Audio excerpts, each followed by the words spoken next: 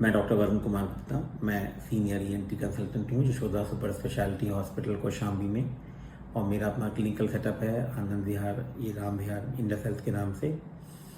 तो आज हम बात करते हैं ऑब्स्ट्रक्टेड स्लीप एपनिया सिंड्रोम के बारे में, जिसको स्लीप एपनिया भी कह सकते हैं सिंपल छोटी सी भाषा में। ऑब्स्ट्रक्टेड स्लीप एपनिया सिंड्रोम मतलब एक सिम्टम कॉम्प्लेक्स है जो कि जिसमें कि नींद में स्लीप के दौरान पेशेंट को एपनिया हो रहा है। एपनिया मतलब कि कहीं ना कहीं ऑक्सीजन कंसंट्रेशन जो है ब्रेन में कम पहुंच रही है।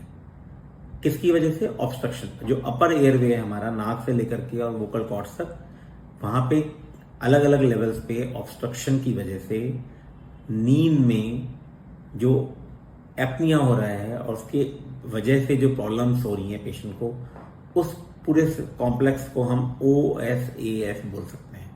अब ऑब्स्ट्रक्टेड स्लीप एपनिया सिंड्रोम में पेशेंट को रात को जब वो सो रहा है तो धीरे धीरे जो उसका एयरवे है वो नैरो होता रहता है, फ्लैसिड होता रहता है, जो टर्बुलेंस ऑफ एयर फ्लो है वो बढ़ता रहता है, पेशेंट को स्नोरिंग होती रहती है, वेट पार्टनर जो परेशान होता है, और पेशेंट की खुद की बॉडी पे इसका इफेक्ट होता है बिकॉज ऑक्सीजन कंसंट्रेशन जो है वो कहीं ना कहीं ब्रेन में कम पहुंच रही है।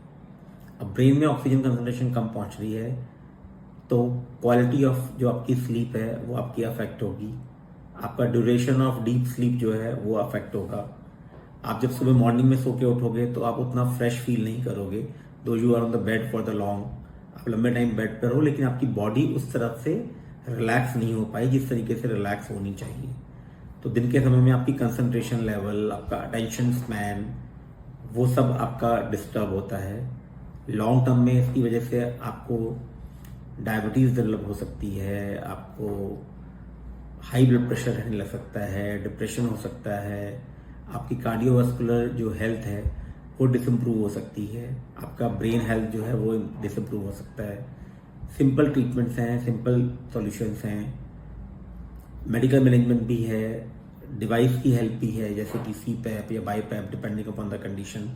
But definitely this problem should be addressed, everyone should definitely investigate and do some measures to tackle this kind of a problem. This is not normal. Snoring is not normal. It is definitely an abnormal kind of a thing. It's a disease. So it should be corrected. This is my opinion and request to all.